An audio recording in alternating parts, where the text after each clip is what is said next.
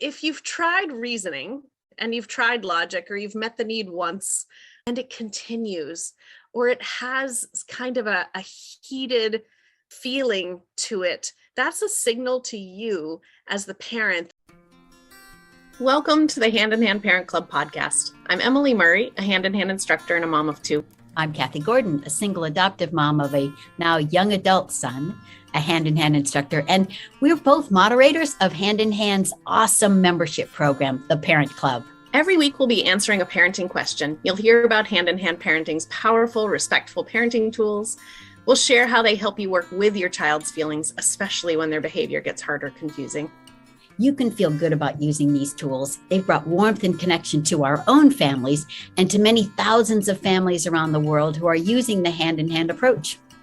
That's why Hand in Hand and the Parent Club exist. We're here to support you and your family so you have more good, sweet, fun times together. Hey there, parents. This week, we're asking the question, what do I do about the arguing, whining, and back talk? This is a beloved topic for me. I think partly because this is one of the things that helped me find Hand in Hand. I really struggled with what felt like defiance with my older daughter when she was younger.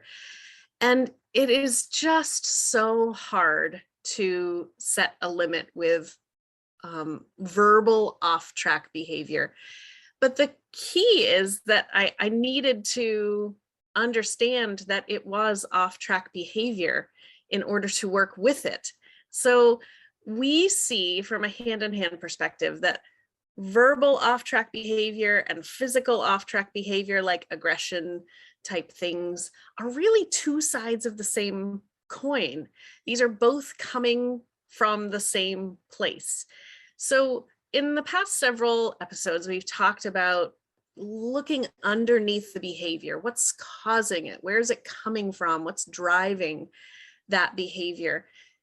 And really accepting that when they're off track, they truly can't think, and they can't process the words that are coming in during those really high feelings moments.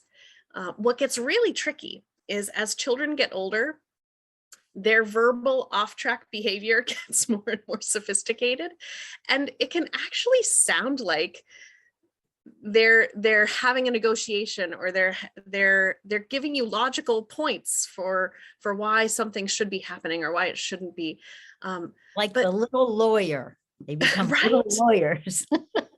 And it's exhausting as a parent. Or just why, asking why.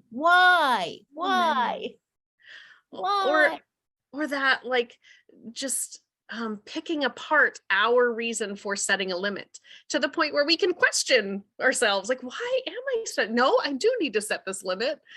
So we can get really confused the more sophisticated their off-track behavior gets.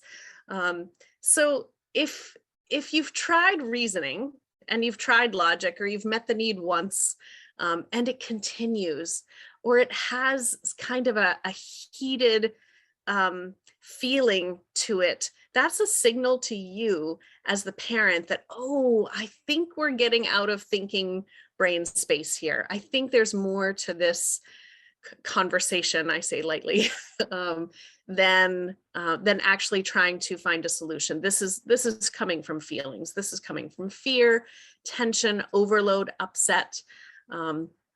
I remember a switch for my older daughter. I think it was, as she was getting up toward middle school age, where I had to really be aware of that difference of, oh, she's not trying to engage me in a conversation. She's trying to offload her day or offload her current tensions. And it's just coming out in words instead of how it used to be, which was, she'd have a tantrum, or she'd throw something, or she'd, fall on the floor and kick when she was a year and a half or 2 years old. So verbal off-track behavior, verbal aggression, if you want to think about it this way, is just another kind of off-track behavior. And we can't just say, stop talking to me that way. that that just doesn't, it's not effective. It doesn't work. It doesn't help. It's not useful. In the same way that we can interrupt a child who's throwing something and we can say, I can't let you throw that. Yep. Um, Or like no that second cookie. No, no second cookie. Yeah. it's easier when it's a physical limit at times. At least it felt that way to me. So there are a couple of ways you can work with this kind of verbal aggression, instead of those straight limits. And we haven't talked about this yet in the podcast, but we will. So keep tuning in. In a few more episodes, we'll get to play listening, which is another a hand-in-hand parenting tool. But a playful, light response to their verbal off-track behavior is such a magical way to give them an out. So when they're in that cranky, prickly place, they don't want to be there either. It's not fun for them and it's not fun for us, but we can help them out of that by giving them this, it's like throwing them one of those, lifeguard rings, and they can move back to their thinking brain or move back to some laughter that actually is productive in helping them feel a little more relaxed. So that actually helped me with knowing that they can't think is when I think, oh, they don't want to be like this. They're whining, they're prickly, and I say to myself, they're really having a hard time. They don't want to be like this. And that helps me know, oh, they can't think. This is not like a reasonable discussion. They really can't think. Yeah. That switching that frame, that lens to view the situation helped me so much. I struggled a bit with play listening when I first started as an instructor, but really play listening is such a great response. Just a light, a playful mock threat of, oh, if you don't come out of there right now, I'm going to eat my elbow. And the key with this is you actually will playfully try to do it because they're going to say, all right, then do it. And then you'll just be like, oh, I can't reach. A famous one that my daughter loved for a long time was, she had a prickly morning and didn't want to get out of bed. I'd jump in the bed with her and say, oh, let's hide. I don't want to get out of bed either. I would sometimes be a playful, bumbling servant if my kids are in that, like, nothing's right. Nothing you do is right. I use a silly voice and I switch into a different role. So just look for ways that you might be able to use laughter to help them out of that prickly spot when they get stuck in that verbal aggression.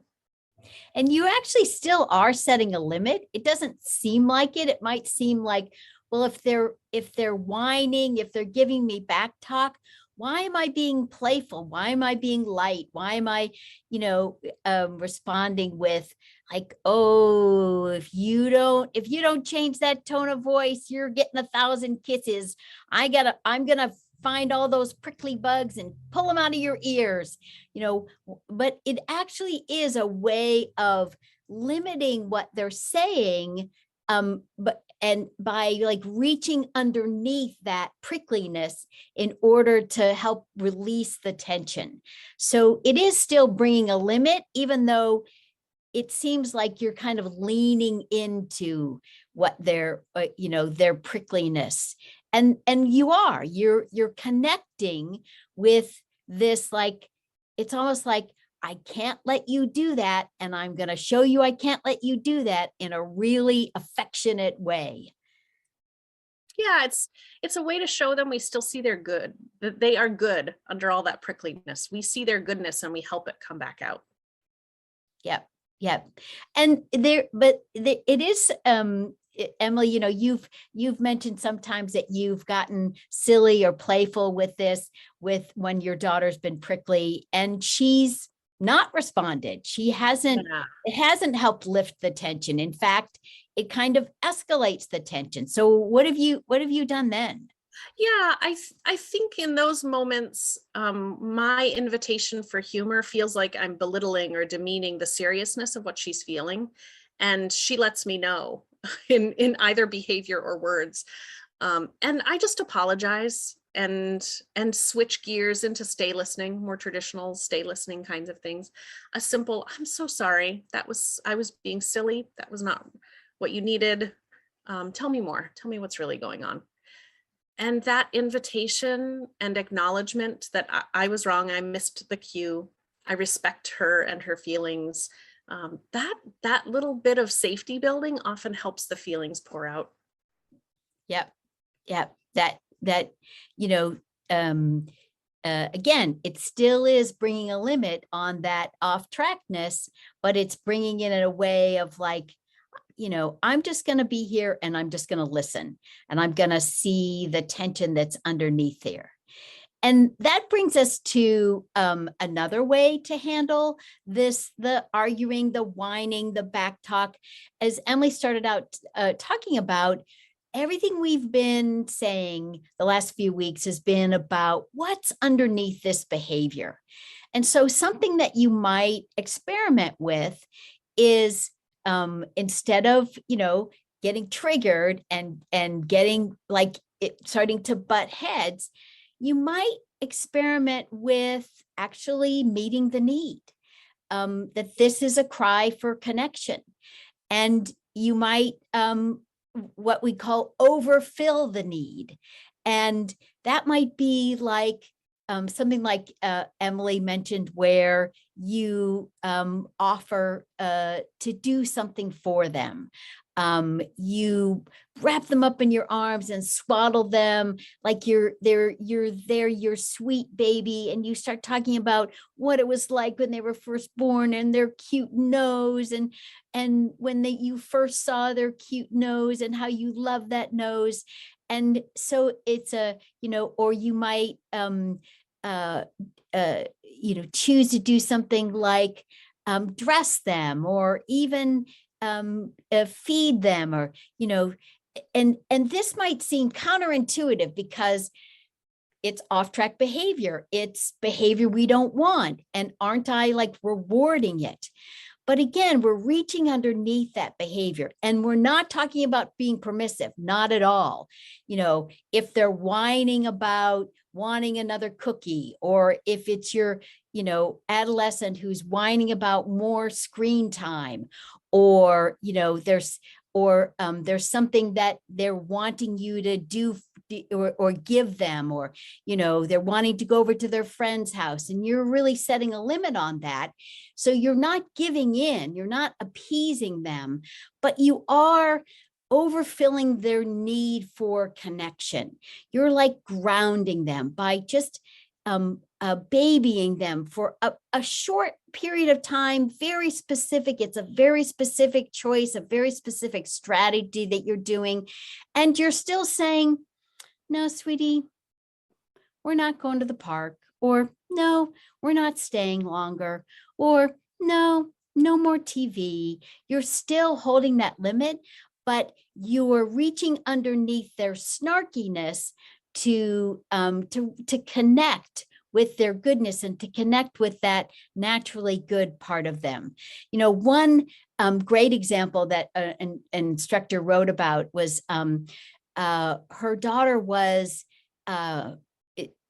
just anytime she would bump into something, or anytime she would accidentally hurt herself, it was a huge to do, and it was everyone else's fault. Why did you push me? Which of course no one had, or you made me fall down, or like she was a lot of blaming. And the mom was a little confused as to like what was really going on underneath this. And so she decided to meet the need, to overfill the need. And when there was a huge upset, when her daughter got hugely upset over just a tiny little bump, the mom would like coo and ah and kiss it and make it better, and really join her daughter in her upset, not in a panicked way, but in a comforting way of, you might call it babying her. But it only took a few times of that before whatever that tension was, that little chunk of fear that was causing the huge reaction to just a tiny bump. It only took a few times of over meeting that need, overfilling that need before like that behavior just disappeared.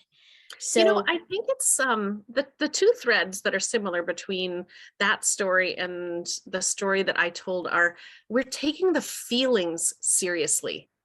Even though the way the feelings are being expressed to our logical, rational brain seems small or wrong or insignificant or annoying. off. Yeah, or annoying, very Annoying. annoying. But we take the feelings underneath those expressions of the feelings really seriously and respectfully.